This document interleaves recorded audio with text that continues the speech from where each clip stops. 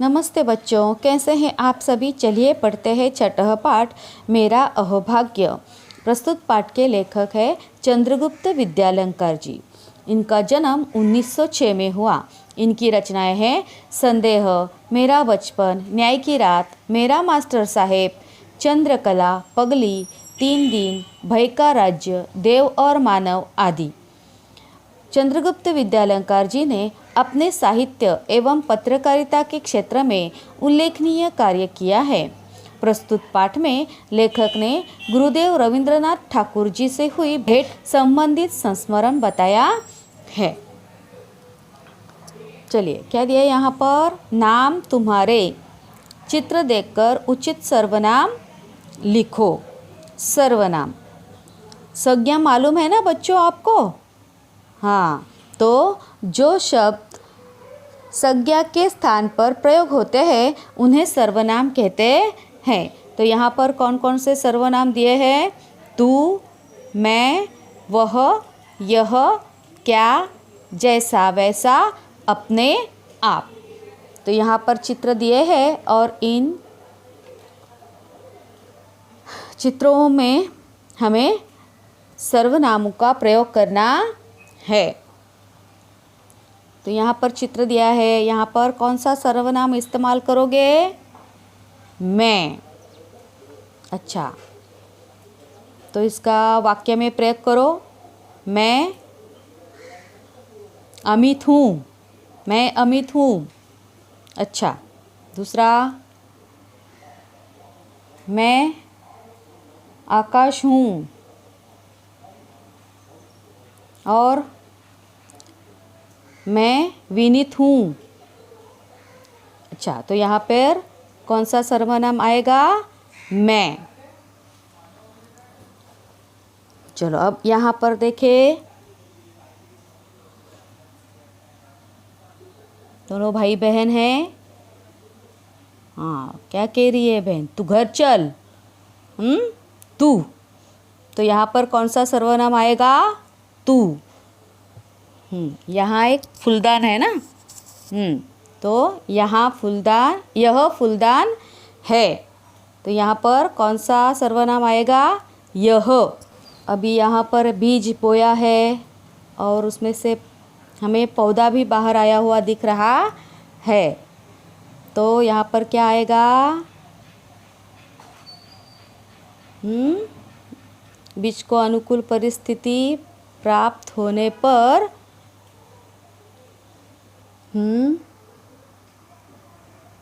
बीज अंकुरन से अपने आप पौधा मिट्टी के बाहर आता है। तो यहाँ पर क्या आएगा, अपने आप। आगे यहाँ पर क्या है, वह घर है। बच्चा घर दिखा रहा है ना, तो यहाँ पर आएगा वह। यहाँ क्या आएगा, लड़कियाँ सुन रही है कुछ। तो जैसा गाना लगाएंगे वैसा गाना सुनोगे। तो जैसा वैसा। और यहाँ पर क्या आएगा,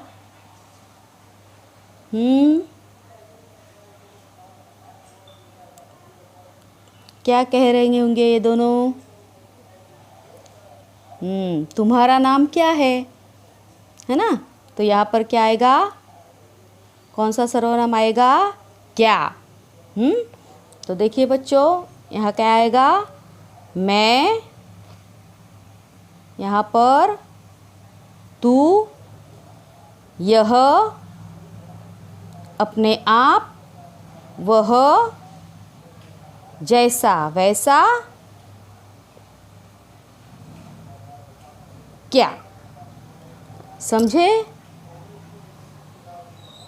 चलिए अब हम पाठ का प्रकट वाचन करते हैं। यह एक संस्मरण है बच्चों। इस संस्मरण में लेखक द्वारा गुरुदेव रविंद्रनाथ के साथ बिताए कुछ समय का वर्णन है। लेखक को सौभाग्य से उसी कमरे में ठहरने का अवसर मिला जहां बैठकर कवि ने नोबेल पुरस्कार प्राप्त गीतांजलि की रचना की थी। फरवरी 1936 में मुझे शांति निकेतन जाना था। शांति निकेतन शांति निकेतन पश्चिम बंगाल, भारत के बीरभूम जिले में बोलपुर के निकट एक छोटा शहर है बच्चों, जो कोलकाता के लगभग 180 किलोमीटर उत्तर में स्थित है। इस शहर को प्रसिद्ध नोबेल पुरस्कार विजेता रविंद्रनाथ टैगोर ने बनाया था। टैगोर ने यहाँ विश्व भारती विश्वविद्यालय की स्थापना की थी और यह शहर प्रत्येक वर्ष हजारों पर्यटकों को आकर्षित करता है। शांति निकेतन एक पर्यटन आकर्षण इसलिए भी है क्योंकि टैगोर ने अपनी कई साहित्यिक कृतियाँ यहाँ लिखी थी और यहाँ स्थित उनका घर ऐतिहासिक महत्व रखता है। उनकी नोबेल पुरस्कार प्राप्त गीतांजलि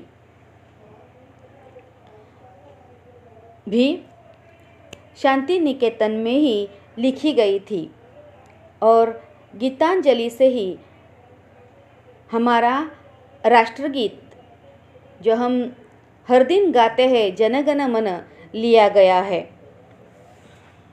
चलिए आगे बढ़ते हैं।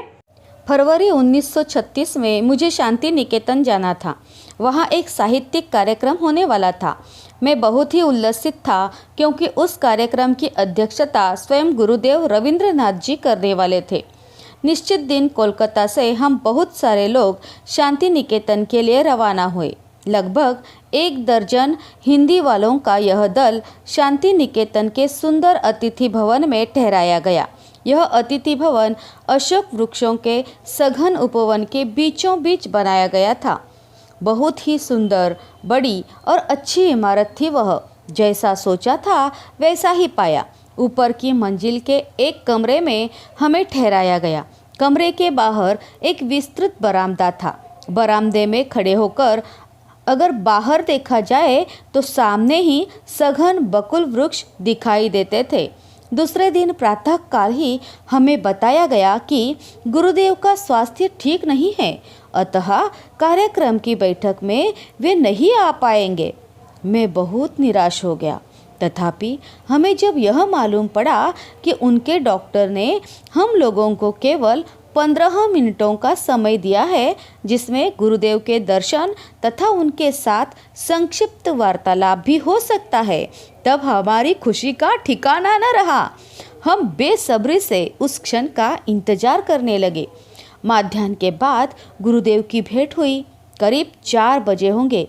गुरुदेव की धारणा थी कि कुछ 2-3 आदमी ही होंगे, पर जब उन्होंने हम 14 जनों को देखा तो मजाक में उन्होंने कहा, अब मेरी क्षमता दरबार लगाने की नहीं रही।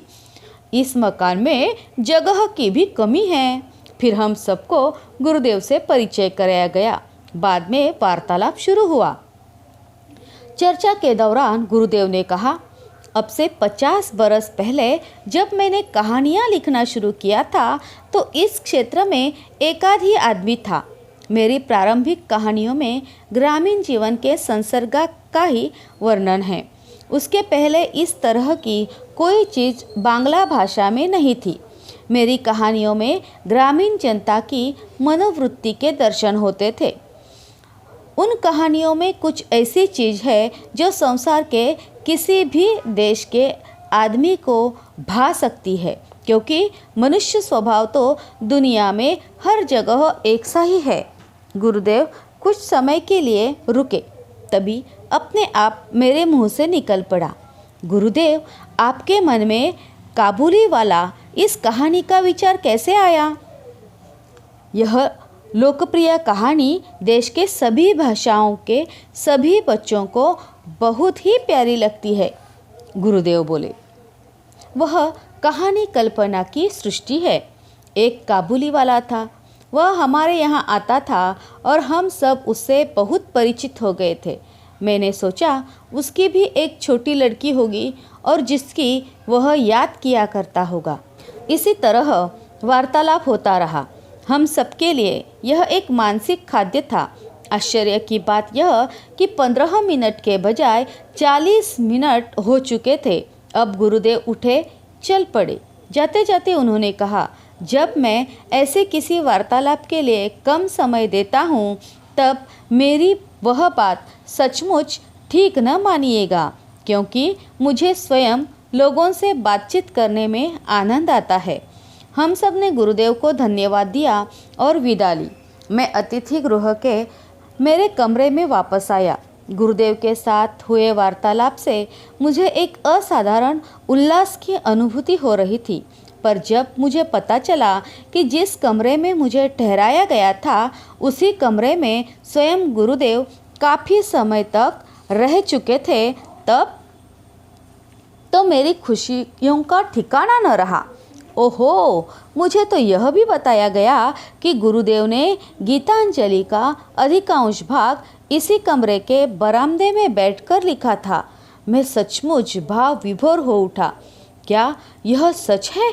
मेरा अहोभाग्य था कि मैं उसी कमरे में ठहरा था जिसमें नोबेल पुरस्कार प्राप्त गीतांजलि रची गई थी। आगे यह है भाषा की ओर। निम्नलिखित शब्दों के लिंग और वचन बदलकर लिखो। स्त्रीलिंग और पुल्लिंग। तो स्त्रीलिंग में एक वचन और बहुवचन लिखना है और पुल्लिंग में भी एक वचन बहुवचन लिखना है। तो पहले हम स्त्रीलिंग के जान लेते हैं। स्त्रीलिंग में एक वचन है भैंस, तो बहुवचन में क्या होगा? भैंस। एक वचन और बहुवचन भैंसे। भैंस भैंसे। बिल्ली बिल्लियाँ। घोड़ी घोड़ियाँ। नागिन नागिने। चूहिया चूहियाँ।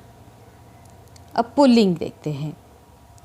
भैंसा बहुवचन भैंसें। बिल्ली का पुल्लिंगी शब्द क्या है? बिलाव। एक वचन बिलाव, बहुवचन बिलाव। स्त्रीलिंग घोड़ी, पुल्लिंग घोड़ा और उसका बहुवचन घोड़े। नाग नाग। चूहा चूहे।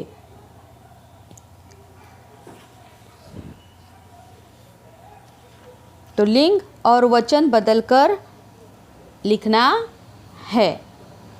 आगे है सुनो तो जरा। दैनिक समाचार सुनो और मुख्य समाचार को फलक पर लिखकर परिपाठ में सुनाओ। तो समाचार पत्र से समाचार पढ़ो और मुख्य समाचार को फलक पर लिखो, हेडलाइन को।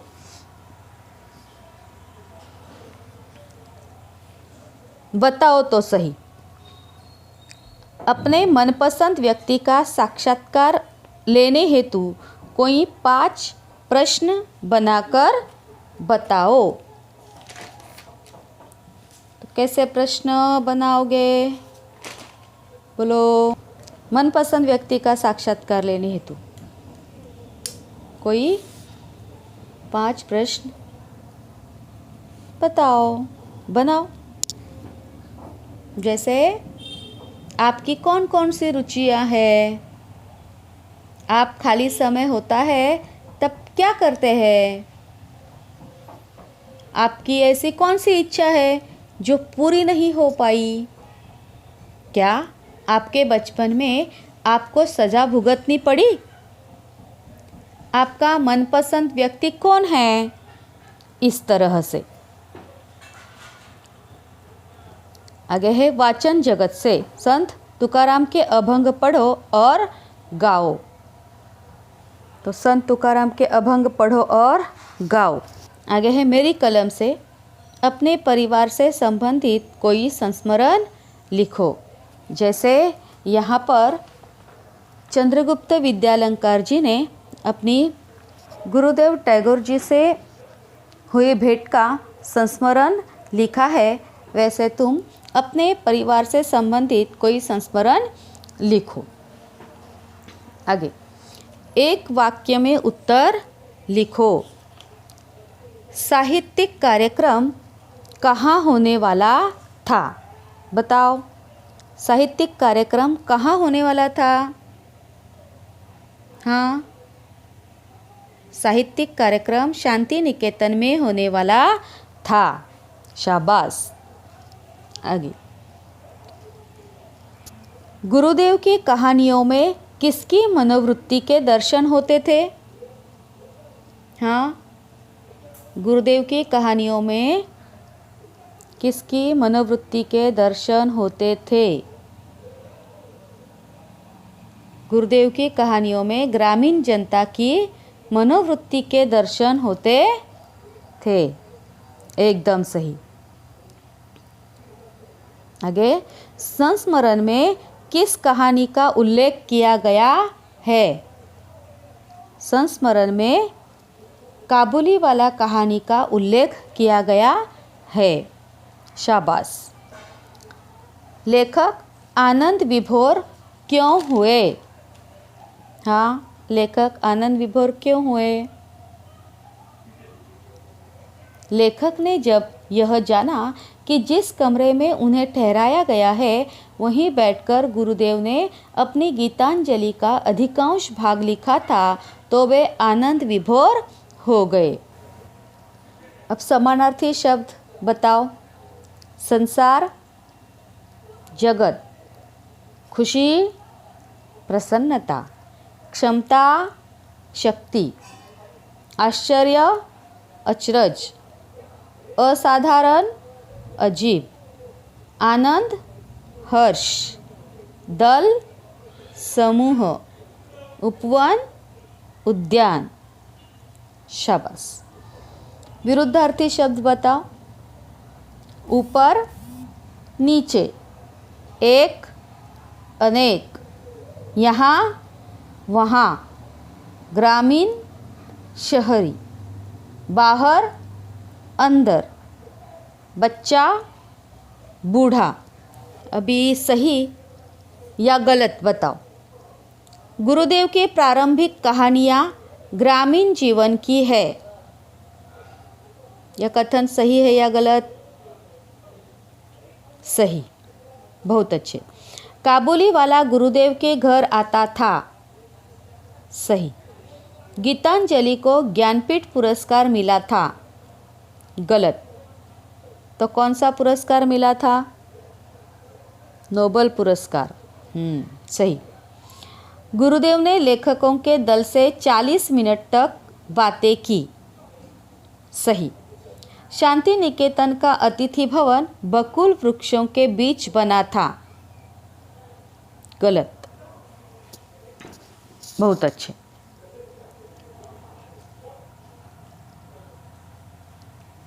यहाँ पर स्वयं अध्ययन दिया है। महान विभूतियों की सूची बनाकर उनके कार्यों का उल्लेख करते हुए निबंध लिखो। सदैव ध्यान में रखो, उल्लेखनीय कार्य ही व्यक्ति को महान बनाते हैं। तो सदैव अच्छे कार्य करते रहो। विचार मंथन में दिया है, हे विश्वची माझे घर। यह पूरी दुनिया हमारा घर है। दुनिया में जितने भी लोग रहते हैं वह सब हमारे सगे हैं, भाई बहन हैं। तो पूरी दुनिया हमारा एक घर है, ऐसी भावना हे विश्वचे माझे घर। वसुधैव कुटुंबकम। आगे है खोजबीन। नीचे दिए गए नोबेल पुरस्कार प्राप्त विभूतियों के चित्र चिपकाओ। उन्हें यह पुरस्कार किस लिए प्राप्त हुआ है बताओ।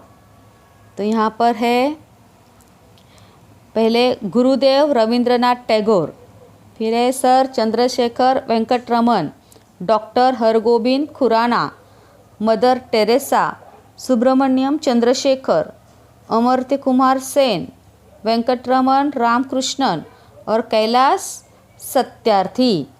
तो खोजबीन कहाँ करनी है, कहाँ देखेंगे? www.nobel.award इस साइट पर जाने का और फिर यहाँ दिए गए नोबेल पुरस्कार प्राप्त विभूतियों के चित्र चिपकाकर उन्हें यह पुरस्कार किस लिए प्राप्त हुआ है यह बताना है। मैंने समझा में क्या समझा? उल्लेखनीय कार्य व्यक्ति को महान बनाते हैं। और यह जो पाठ है यह एक संस्मरण पाठ है। इसमें चंद्रगुप्त विद्यालंकार जी ने गुरुदेव रविंद्रनाथ टैगोर जी से हुई भेंट के बारे में लिखा है। अच्छा बच्चों, बाय।